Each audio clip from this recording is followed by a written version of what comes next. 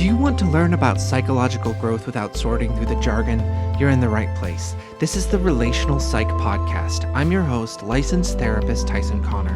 On this show, we learn about the processes and theories behind personal growth and experience a little bit of it ourselves. This is Season 2, where we'll focus on the practice of relational psychotherapy and explore concepts and theories that consider psychology from a relational lens.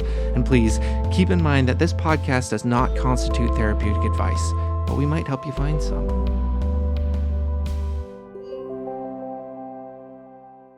And today, my guest on the podcast is Rachel Newcombe. Formerly of New York City, is currently a psychoanalyst, supervisor, and teacher in the San Juan Islands, Seattle, Washington, and New York City.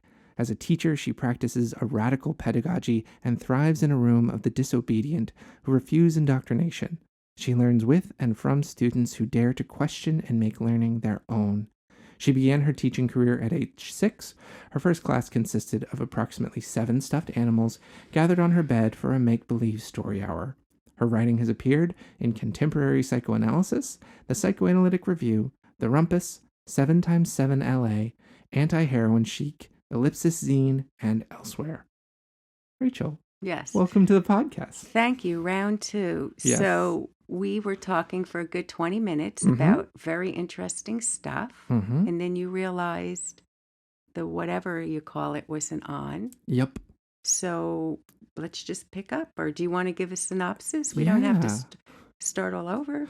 Our conversation today is about this question of how do people learn? Yeah. And what does it mean to teach? And what about disruptions? Right. Right? And they come up. yes. A lot. And one came up for us today. Yeah. And we're talking about this, listener, largely in the context of, like, how does a psychotherapist continue to stay sharp, really, and to improve and to grow and develop? The practice of psychotherapy isn't a skill that you learn and then have and then it's set. It's more of an art. It's something that requires regular practice and regular upkeep and regular discipline to stay on top of it, stay good at it, especially when you practice from this psychoanalytic lens and approach. We don't use manuals in psychoanalysis, and so our learning is not based off of reading a manual and figuring out how it works. And so our conversation was around just how we think about teaching, and how we think about how we learn.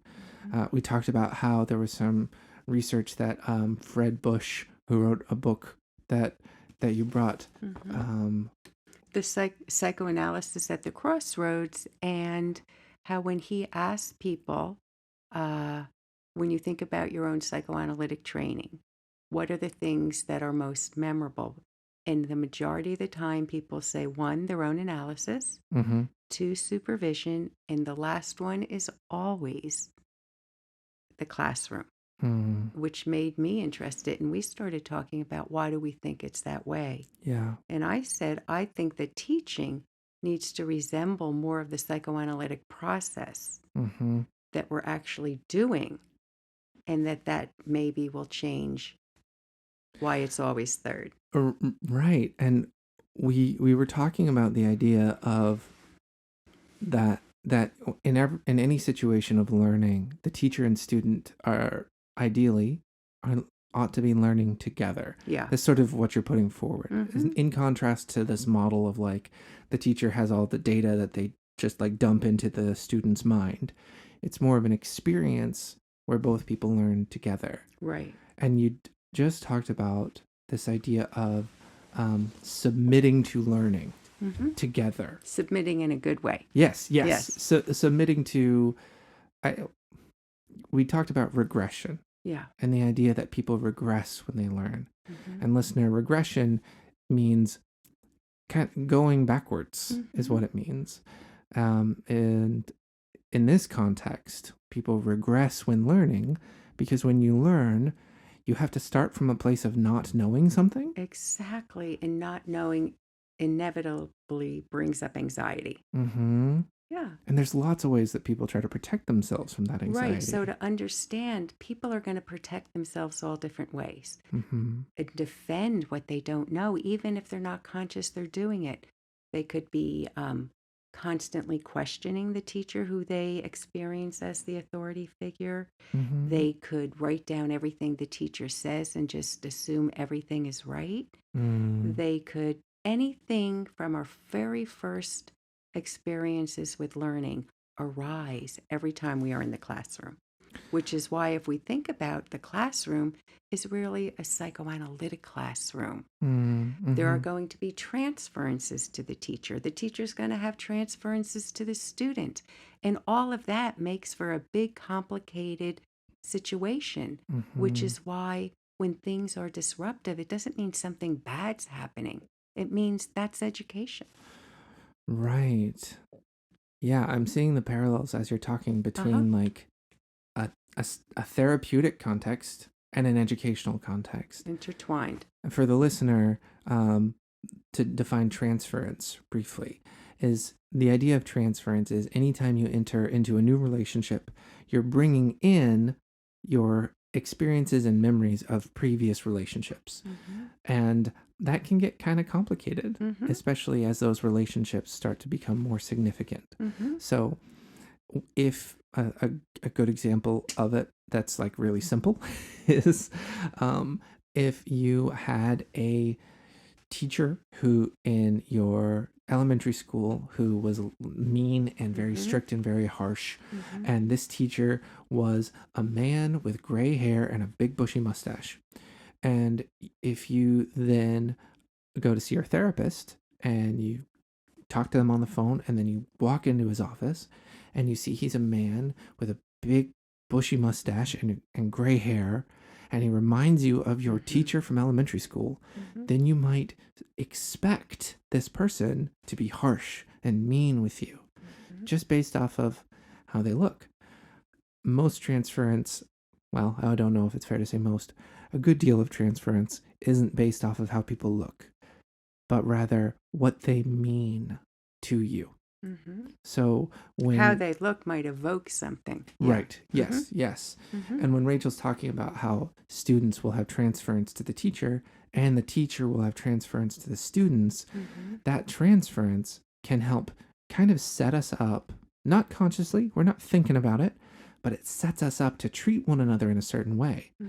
And that way might not be the best way for everyone to learn. Or for the teacher to ignore what might be going on that's disruptive and not use it as an opportunity for further learning, I think is a disservice to everybody, as opposed to maybe, oh, this is the acting out student, or this student always does blah, blah, blah. That can be addressed. That can be incorporated into whatever a teacher is teaching. I mean, if we're psychoanalytic teachers, why would we ignore the process in the classroom? Right. Yeah. Because so here's a question. This is a very like high level question. Go on. But like, okay, I'm going to frame it a little bit. In therapy, we have this idea of like psychoeducation, that sometimes when you're working with a client, you will teach them a psychological concept, or you will teach them about how certain things about a person's mind works, and that's like a part of therapy. But most of therapy isn't teaching. At least that's how we talk about it and think about it. But what I'm hearing you describe is that maybe all therapy is psychoeducation, and maybe all education is kind of therapeutic. I like that. Anna Freud, you know, these two, Anna Freud and Melanie Klein, both interested in how children learn. I would hope that all learning can have a psychoanalytic element to it. Sure. You know, when I was in graduate school for teaching and curriculum, I read this book by Arthur Gerseld, When Teachers Face Themselves. And then I wrote my end paper on that. And then, not even knowing how many years later I would go to psychoanalytic training, his name came up. And I thought, So for decades, I have been interested in the same topic. When Huh. teachers face themselves and when analysts face themselves. Huh. So our themes follow us. So rather than fight them, just go with it. Right. Yeah. And it sounds like you're recommending that mindset is the one that we approach to classrooms, therapy, and people for a long time have talked about that idea in therapy, right? There's that old saying, it's all grist for the mill. Mm-hmm. The first time I heard that, I was sleep deprived in a classroom and I raised my hand and I said, I don't know what that means. And the teacher said, and he didn't have an answer. So then I went and Googled it later. So the teacher used the phrase but didn't know what it meant? Apparently. Huh. I think it threw him off that I raised my hand and said, please define that for me. So just using that, what do you make of the teacher going, What think- was that like for you in that moment? I kind of felt like I felt like I was being a little silly. I felt like I was like asking a question that like wasn't what we were here to answer. Well, all right, just going with that. What may you have been picking up on that you asked that question? You're the student and you did ask the question.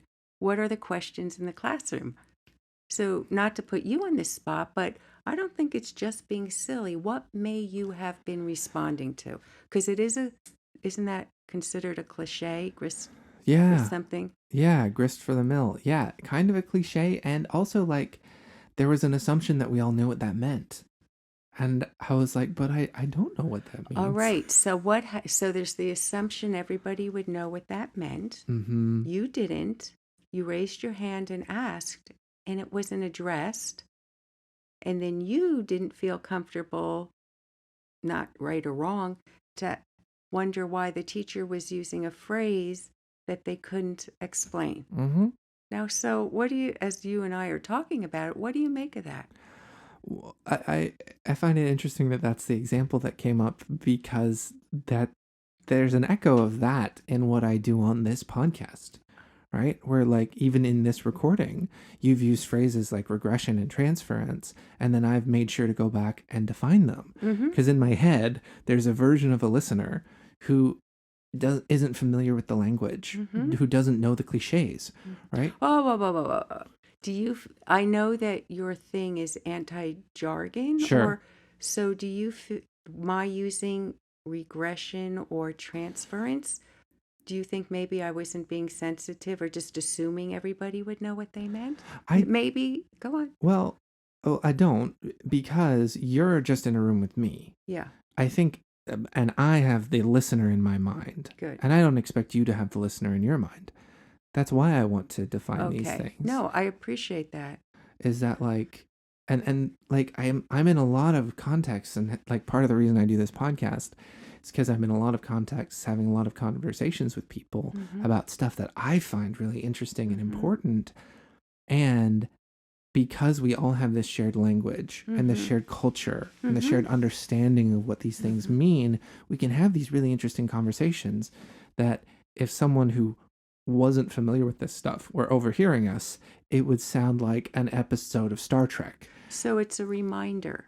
Yeah. And that's a reminder for me too, sometimes to be aware if I use a word, because we are doing a podcast. Right. So yeah. you stop me if that comes up. Yeah. And that's Okay. part of my role as the Yeah. host. And I think part of why that memory feels relevant to this is that in that moment, I was being a little playful, right? Like I was being a little impish, a little bit like, hey, slow down. I want to catch up here.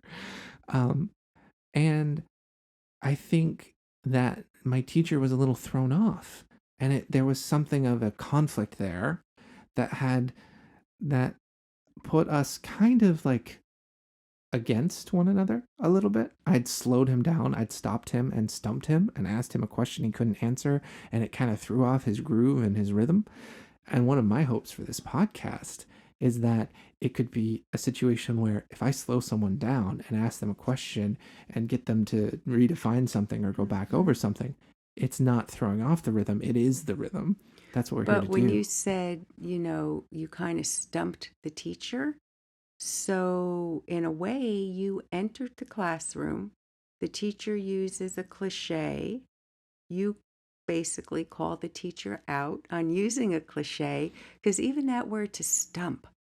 So you're having a reaction to the teacher, the one who's in authority. Mm-hmm. Yeah. And you're, why you, so what?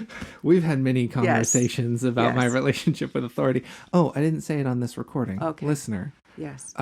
I see Rachel every week for individual supervision. Right. Even though you're licensed. Even though I'm Yes. licensed. We Yes. we agreed to call it supervision. We did. And in our conversations, my relationship to authority comes up a lot. And I haven't thought about the ways that this podcast is actually, I think, a creative way for me to play with my relationship to authority, my own as well. Because authority can often mean inaccessibility. And one of my hopes is that these conversations that we have on this show would be accessible to people and maybe helpful even. Well, that was fun. So I was just pointing out that even though it sounds light, that was a teaching moment, a learning moment that you used. What happens when the teacher's stumped? Is the teacher curious about a student's question? That is an interaction, and that I fixated on the word stump. You stump the teacher. So does that mean maybe the student knows more, if not as much as the teacher? And what is even that dynamic? Who knows more? Like, what is knowledge? Right. Yeah. So any psychotherapist, anyone practicing psychotherapy, is required by the state to continue their education. And the state has ways that they set that up and evaluate that and things like that. And within the world of psychotherapy, especially psychoanalytic psychotherapy or psychoanalysis, there is a long tradition of continuing to study and learn and grow. Because one wants to, because a person wants to. Right. Because it's exciting. It is. Yes. It is. Yes. It's exciting and it's fun. And human beings appear to me to be pretty infinitely complex. And so it seems like the sort of thing, interacting with other human beings and trying to help one another, whatever that means, is, I think, something that you would never exhaust learning about. Totally agree. That's an infinite well of learning. The questions coming to my mind are, why do people choose to learn the things they choose to learn? And how do people pick good places and people to learn from? What does a good teacher look like? I feel like most of the folks who would be listening to this podcast are probably more in positions of seeking out teachers. They're more students than they are teachers. Maybe we can talk about how a teacher picks good students too. Oh boy, what's a so-called good student? I have no idea. Right. All right. How teachers and students sometimes are just thrown together. As more years in, there might be study groups. So we might pick somebody because they're interested. Well, you're reading a really interesting book now, right? Karen Morota's book. Yeah, The Analyst's Vulnerability. Right. So people might gravitate towards somebody who has literature they want to learn or wants to learn a theory. But in the classroom or traditional schooling or psychoanalytic training, we're kind of thrown together. Yeah. Yeah, we are kind of tossed in together. Right. There's not a lot of picking and choosing that happens in those contexts. And I don't know if I think maybe it was the part where Tyson and I talked before we realized the recording wasn't working. But my real interest is in what happens in a classroom that's disruptive, that I feel is an inevitable part of learning. And can the teacher understand it that way? And can students understand it that way? So it doesn't have to be seen as separate from whatever it is they're learning. That is an aspect of what it means to learn and what it means to teach. Yeah, and that sounds like a very different way of approaching teaching and learning. Yeah. Like when I think about the schools that I went to, if there was something that was disruptive to class, then it was something that we tried to get past as quick as possible. Mm-hmm. If there was a student who was being disruptive in class, then that student was asked to leave. Mm-hmm. It was considered a distraction from what we were trying to get up to. It technically is a distraction, and there are levels of how distracting it can be, but it's also a distraction that can be addressed. Mm. First, with the teacher wondering, why might this be happening now? What is the distracted student wanting? Mm. See, again, teacher and student bring their unconscious process to the classroom. They don't Right. check it at the door. Right. So we have a classroom full of how many students there are, all those transferences. We have the teacher's transferences. So it's a big, exciting soup going on. Yeah. Whew. So, what makes a good teacher? It depends what the student needs. Huh. I think a good teacher, right? It depends. Yeah, yeah. Because you and I could be in the same classroom together. Oh, and afterwards we say, oh, we love that teacher. We might love the teacher for different reasons. Two other students could walk out and say, oh my God, can you believe that teacher? They didn't even ask any questions. So it's whatever the student's learning needs are. Yeah. Sometimes a student doesn't know what they want to learn until they're exposed to it. So the first thing that comes to mind is a good teacher knows their subject matter, but is also open to possibilities of what might happen in the classroom. Because when you enter a classroom, anything is possible. Yeah. Anything. And it feels complicated, if only because in a classroom there are so many other people involved. Exactly. Like, thinking about teaching with a psychoanalytic mind is tricky for me, in part because all of my training and study and experience, really, in psychoanalytic settings, with some exemptions, have been one-on-one. Like, most of my experience in where someone was being psychoanalytic was either with a therapist or with a supervisor or with a colleague. But grad school, did you touch on some of that? Did you have teachers who touched on some of it? Absolutely. Yeah. Yeah. And I don't know if I experienced someone teaching this content in a psychoanalytic way. If you're in a classroom of 70 students, is it even possible to keep all of these unconscious elements in mind at the same time? Is that doable? I don't even know. To know they all exist, I think, is important. Sure. Because some students won't say anything. I mean, who knows? It seems like an impossible task, but just to be aware that they all enter the classroom that way. Right. That's why I taught that course and love to teach it. The unconscious goes to school. Yeah. Because it's not separate from a student. It's within a student. Yeah. And often a teacher will teach and they love the so-called, for lack of a better word, the smart student. Oh, wow, they know so many ideas. But that's just one type of student. What about maybe the struggling student? What about the student that doesn't know? What about the student who's afraid to ask questions? So learning happens all over the place. Yeah. So I'm curious to shift the conversation a little bit to talking about supervision. Sure. In part because my guess is most of our listeners will find themselves in situations where they are learning and teaching that look a lot more like supervision than like a standard classroom. Supervision, listener, is when you have usually a newer, less experienced or less expert therapist who goes to someone with more experience or expertise or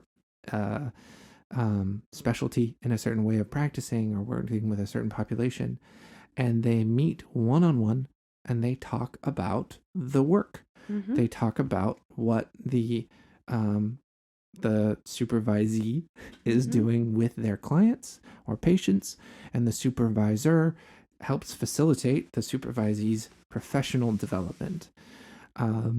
That's a very, very vague way of speaking about it, but I think that there are a lot of situations in the world where people find themselves in these kinds of dynamics, especially in workplaces, but also within families and within religious communities. There's this kind of mentoring Mhm. dynamic that seems common to a lot of Well, and contexts. tricky in our profession is what happens when the supervisee is also going to be evaluated, Right. whether it's psychoanalytic training or a 2-year program or whatever.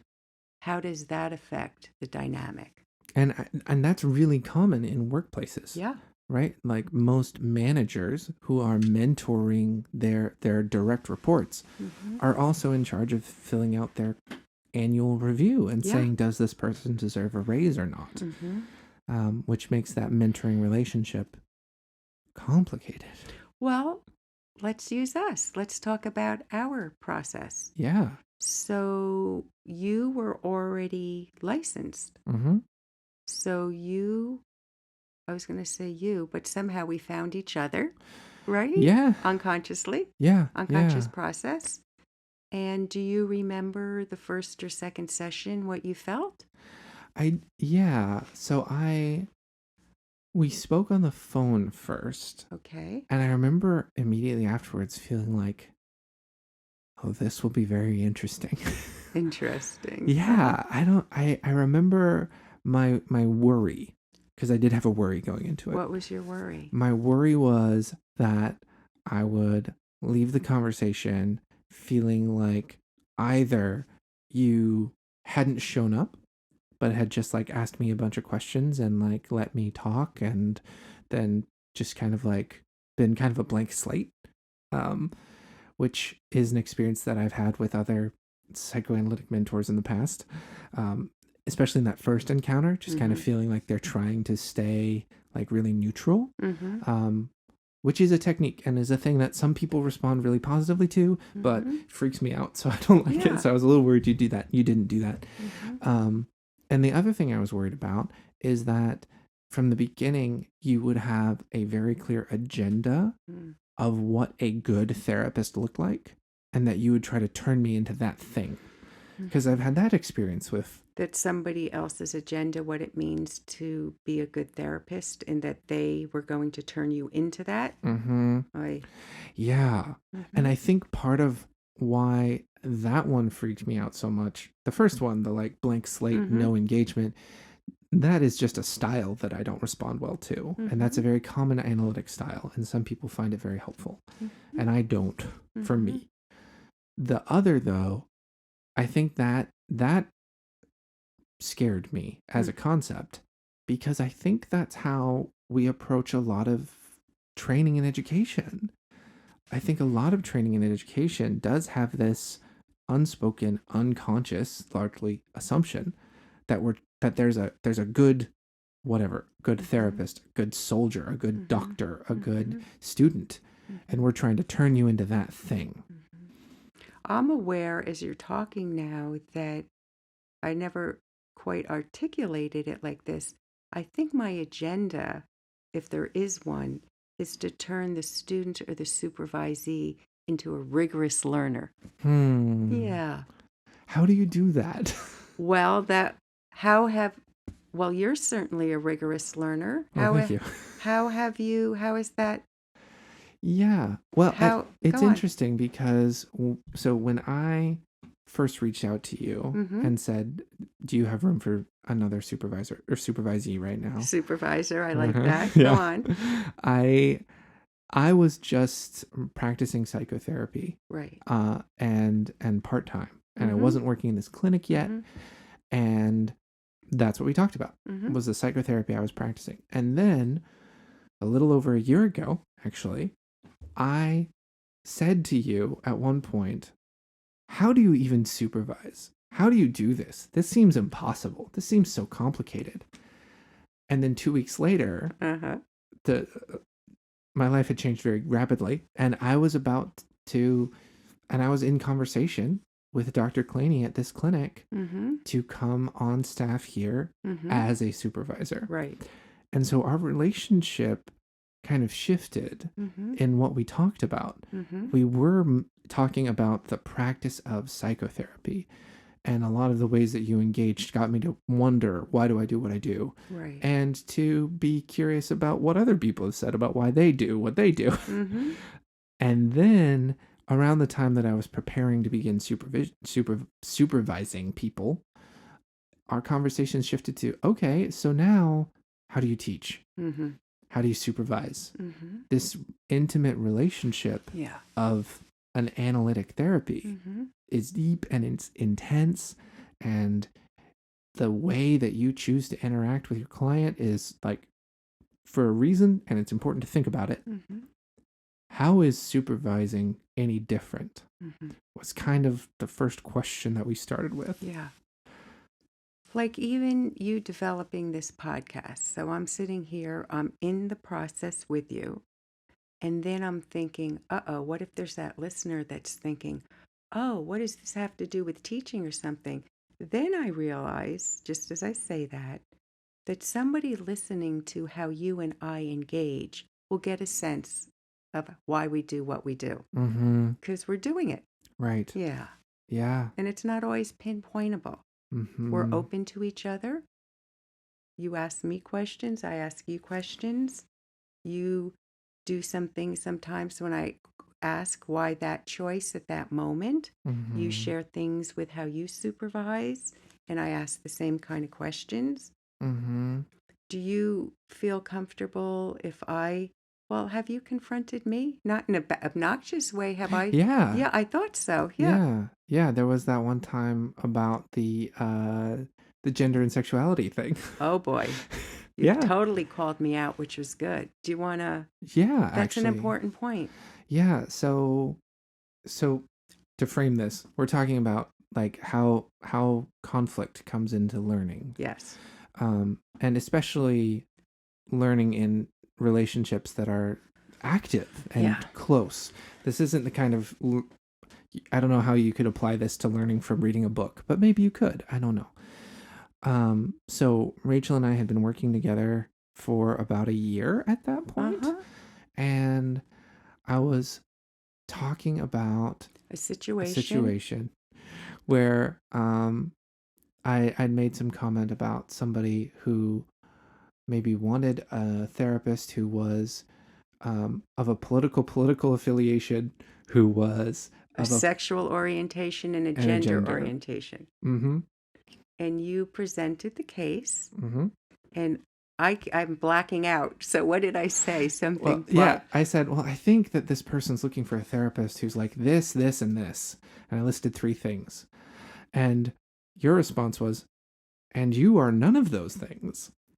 And my immediate thought was, well, actually, I'm 2 of those things. Right. And you told me. Yeah. So what let you know that you could tell me that?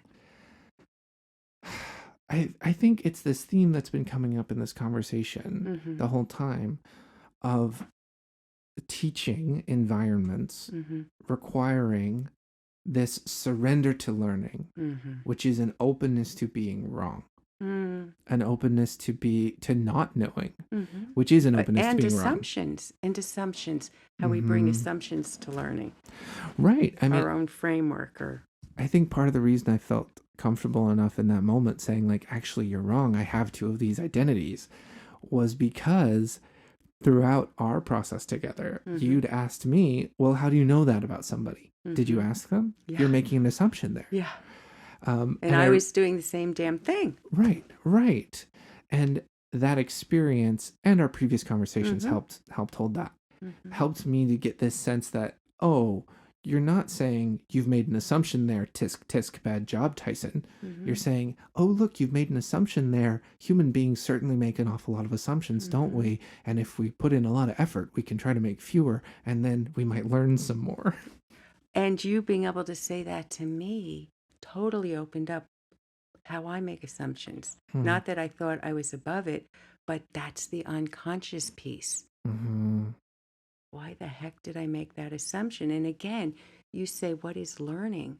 you and I both had learning in that moment. Right. You brought it to me. Right.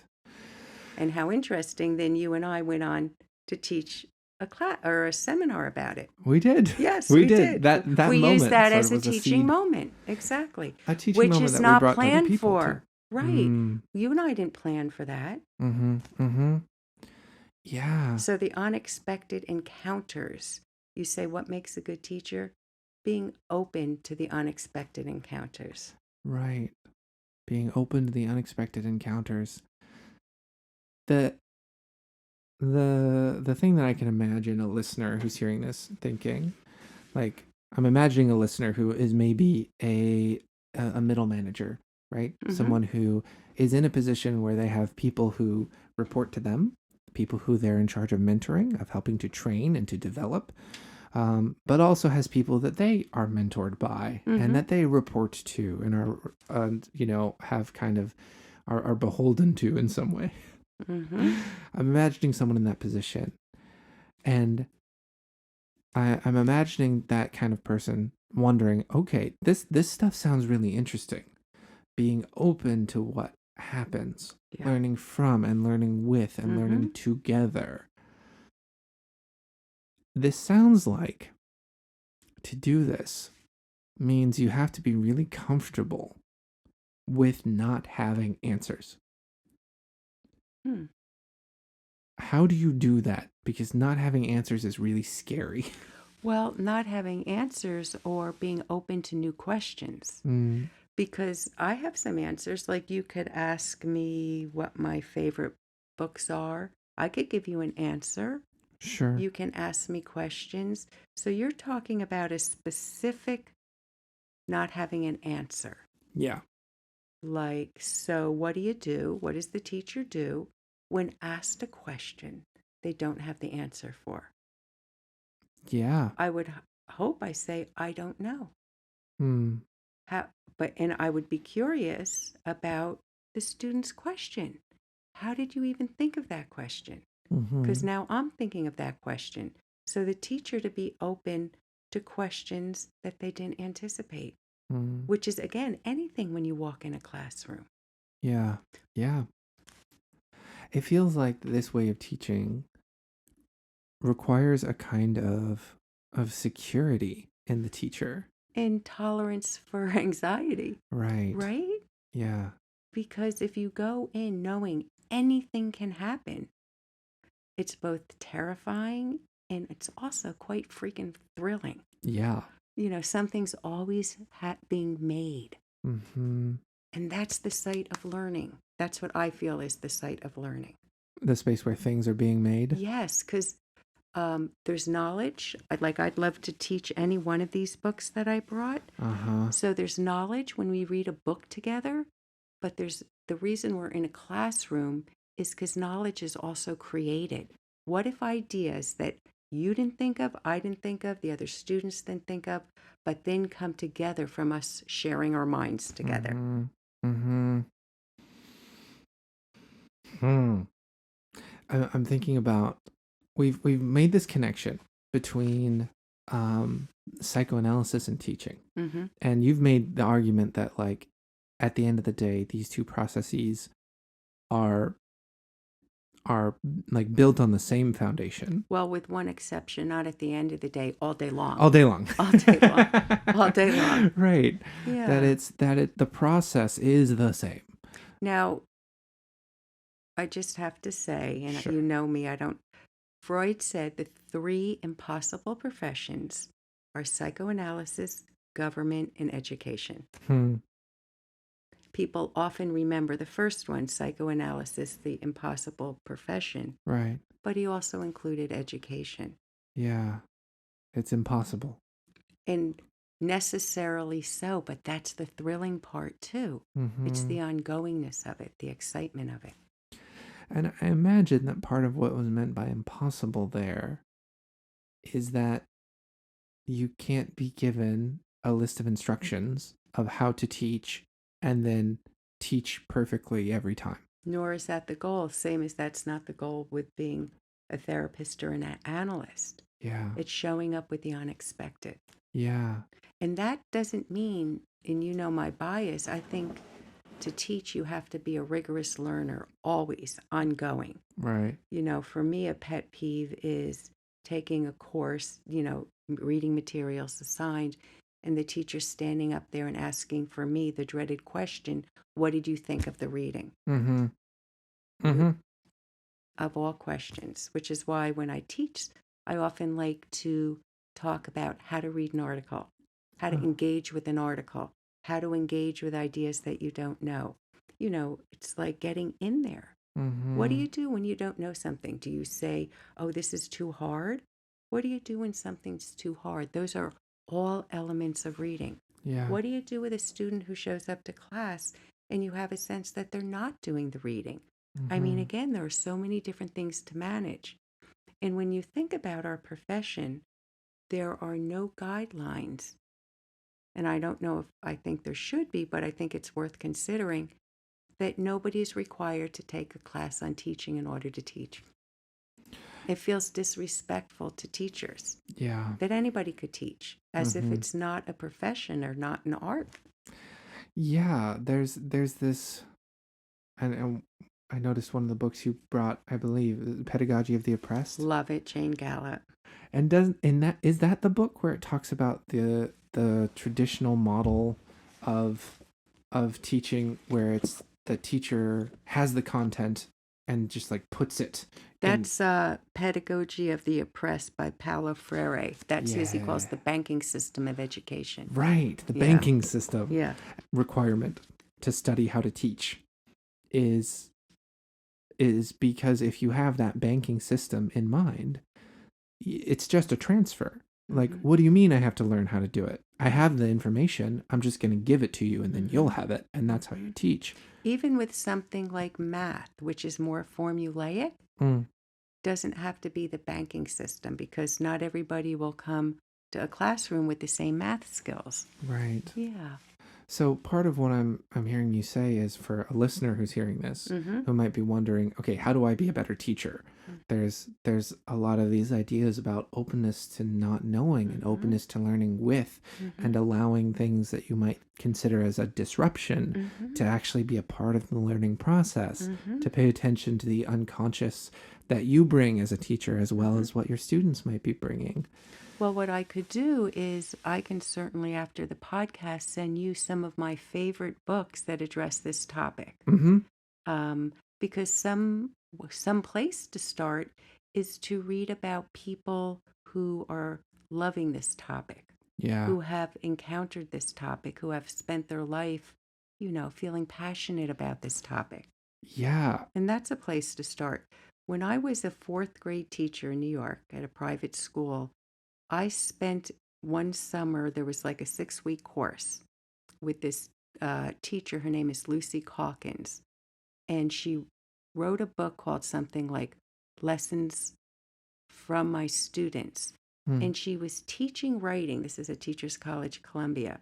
She said, we can teach students writing and grammar and everything from their own creative writing. Like, you don't have to take out a grammar book and say, okay, now we're going to learn about action verbs.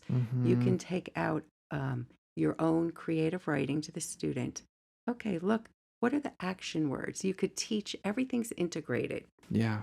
So I see that as being the psychoanalyst's job as a teacher too. Right. Everything is in there in the classroom.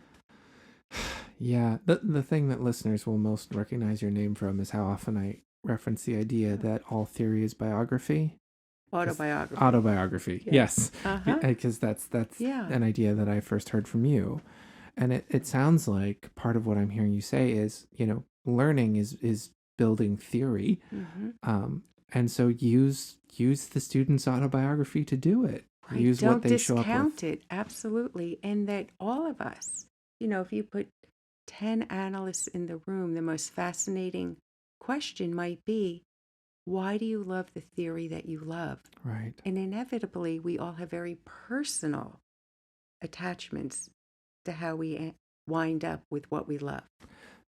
Part of what I love about that idea is how it leaves room for us all to be very deeply human. And one of the sticky points of that idea is that it doesn't let us say, my theory is just inherently better. Exactly. And there's a tendency to, I think that we want to be able to do that sometimes because if it's just better, then we're safe. If it's just better, then we know and we're okay. And look, this is the right way to do it because it's best.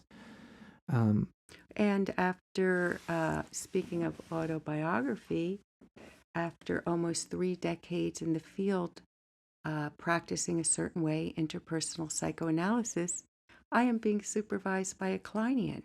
Oh. And how humbling to learn to really understand comparative theory. Wow. And I feel so happy that I'm not learning from somebody who is saying my way is the right way, but sharing this is the way I organize my thinking.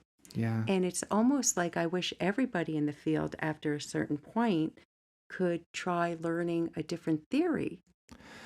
This is making me think about one of my teachers in grad school. I went to a grad school that was also a seminary. And so I was required to take these theology classes.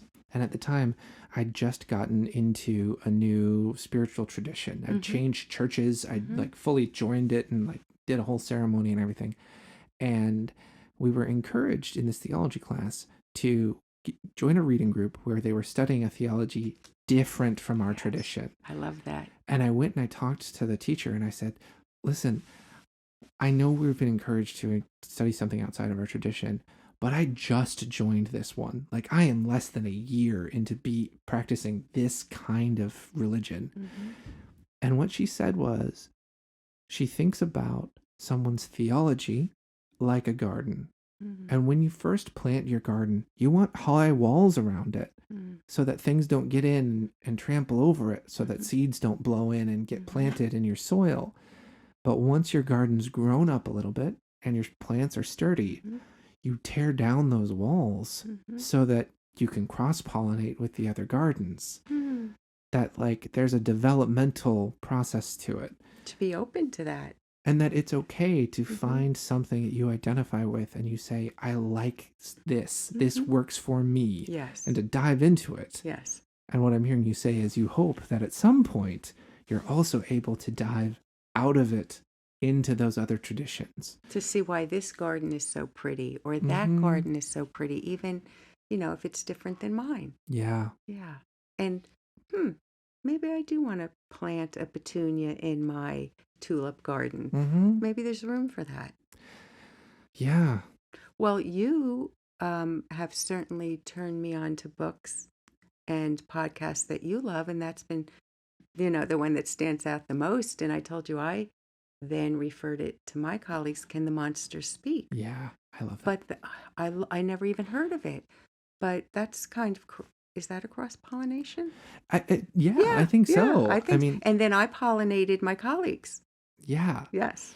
So there's one thing we haven't talked about that I want us to, if we have time, is the role of independent learning in all of this. Yes. Because we've been talking about learning and teaching in group settings, in individual settings, but again, thinking about the listener, realistically, like this podcast is an individual learning experience. Absolutely. It's a little experiential because you get to listen in on the conversation. But somebody who finds this maybe on purpose or accidentally, hopefully it'll spark something, or, what are those books Rachel mentioned, or what's that book, Tyson, Can the Monster Speak? They might go and look, and that will take them down, into their own huge botanical gardens. Right. But so independent learning.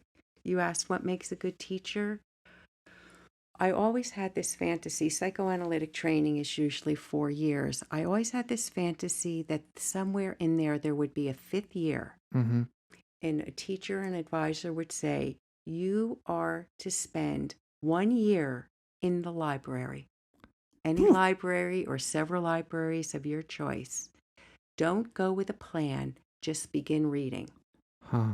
You could start with Anna Freud. You could start with Ferenczi. Anybody. You could go to the fiction section. I think to encourage the rigor of what it means to read. So I think that helps an independent learner. It's, Or podcasts, but that you have to constantly be saying, what am I doing to learn? I feel like I've Not as a spoken chore, and not as a chore. right. That's where my mind was going. Yeah. I've spoken to a lot of people who have who will have books that they read that are like work. It's like, I'm reading this because it's good for me to learn it, so I will read it. And there's something about that, the choreness of it, that feels, I don't know. I don't have many words for it, but it feels like it doesn't quite fit the theory that we're working with right now. Well, my colleague Larry Green, we're co-presidents of IFPE, our International Forum for Psychoanalytic Education. And just a few days ago, he said to me, "Oh, Rachel, you have to read her chapter on empathy." And I said, "Oh, I know somebody who's reading that book right now, you." So how interesting. Two people who I like are reading the same book. And just being open to that also. I like her earlier writings. Yeah. Haven't read, but now the two of you have read it, and I absolutely am going to read it or listen to it. Yeah. Karen Morota's Yes. The Analyst's Vulnerability. Yeah. Yeah. And I like that book. knowing you and I were going to do a podcast, I read her article, I think from 1998, Is Psychoanalysis Unteachable? Oh, shoot. Is it? Who knows? Yeah. But I loved the article. I read hers and Thomas Ogden's on teaching psychoanalysis. They were good pairs, companion pieces. But what did you mean by independent learning? I'm thinking about how, for many people, the idea of learning on your own is something that's taken on as a chore or as an assignment. Or there's this sense that, well, if I'm going to be an intellectual person in the world, then I need to read this book that they talked about on NPR or something.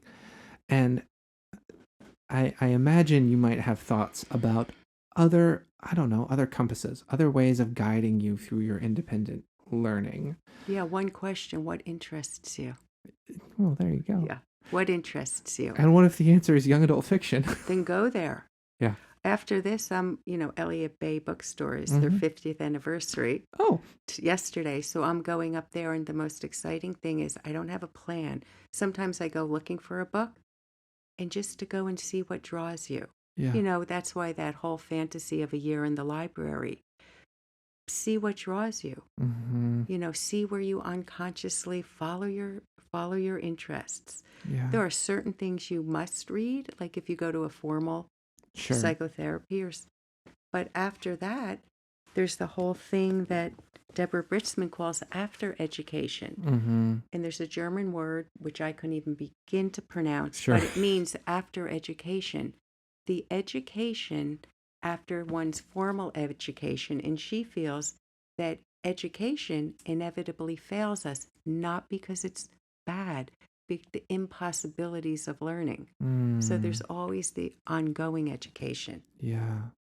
So for a listener who's feeling like, okay, this is all very interesting, and it sounds like it's important to do this independent learning, this independent reading and studying, what I'm hearing you say is follow what interests you.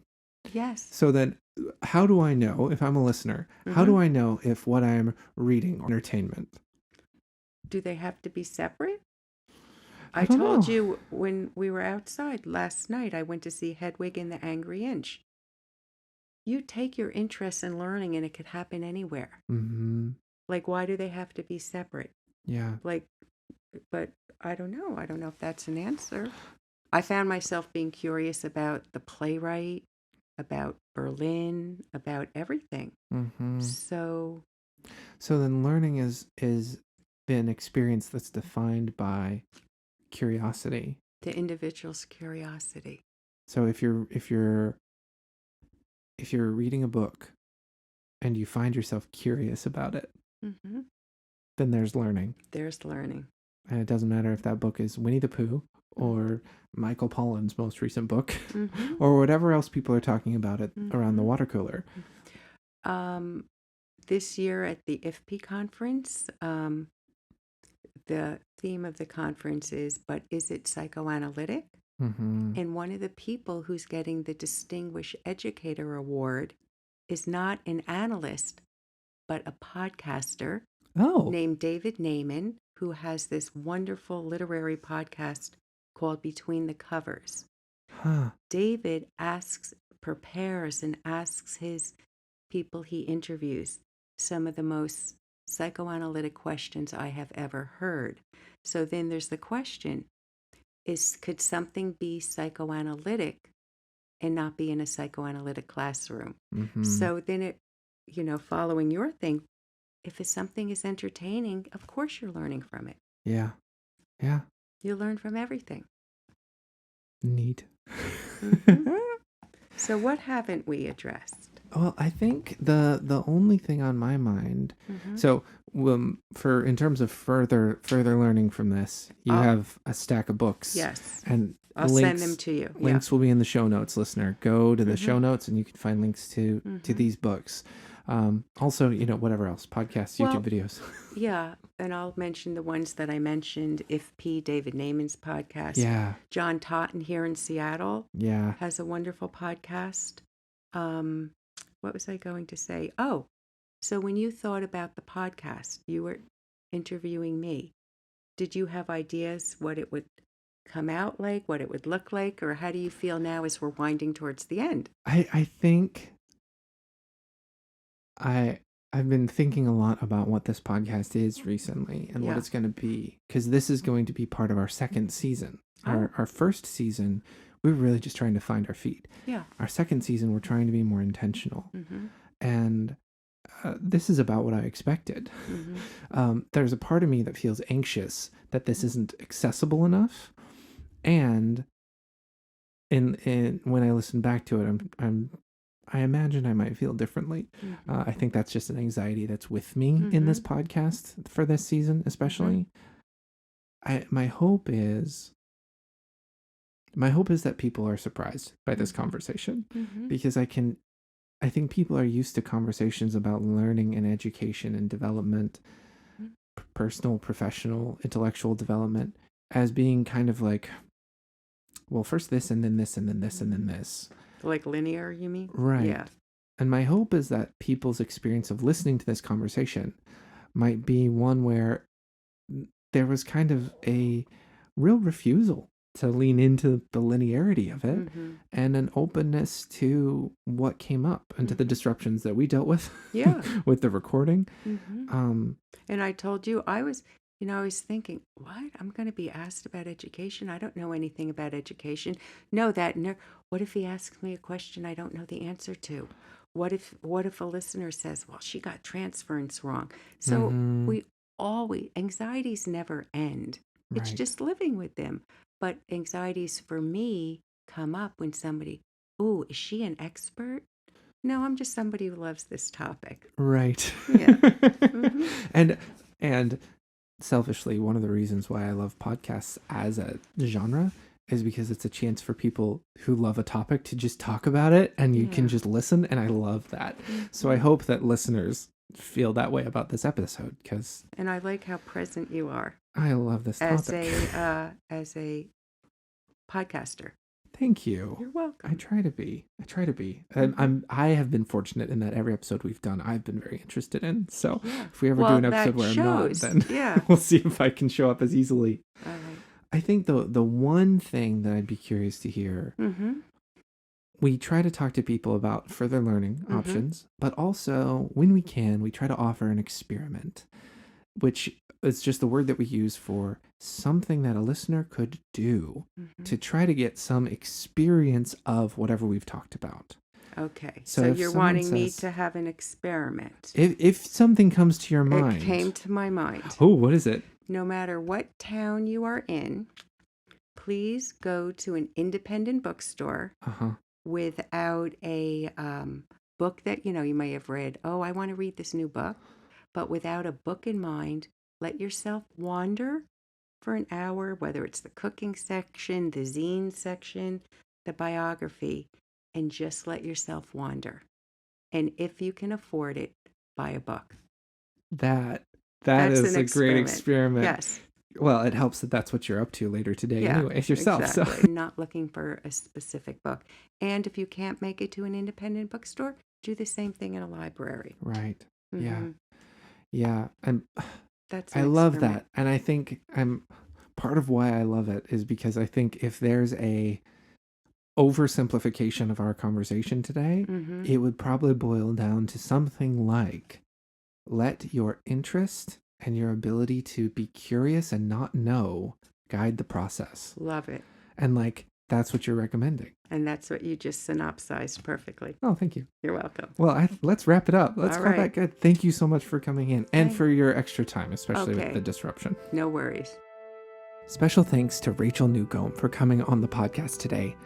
Rachel's Twitter and Instagram handle is at Rachel Newcombe 8. Link in the show notes. An example of some of her hybrid writing can be found at the Ellipsis Zine online. A link to that is also in the show notes.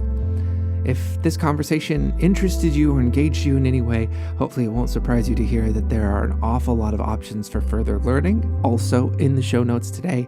The one thing I would love to highlight is the International Forum for Psychoanalytic Education, an organization which Rachel is currently the co-president for. As of the time of this episode's release, IFP's 2023 annual conference is about a month away. It'll be held in Pasadena, California this year, and registration is still open. Links to many of the books we talked about, as well as the podcasts that Rachel mentioned, are also in the show notes. The Relational Psych Podcast is a production of Relational Psych, a mental health clinic providing depth-oriented psychotherapy and psychological testing in person in Seattle and virtually throughout Washington State. If you are interested in psychotherapy or psychological testing for yourself or a family member, links to our contact information are in the show notes. If you are a psychotherapist and would like to be a guest on the show, or are a listener with a suggestion for someone you'd like us to interview, you can contact me at podcast@relationalpsych.group. The Relational Psych Podcast is hosted and produced by me, Tyson Connor. Sam Claney is our executive producer with technical support by Ali Ray and the team at Virtual Ally. Carly Claney is our CEO. Our music is by Ben Lewis. We love you, buddy.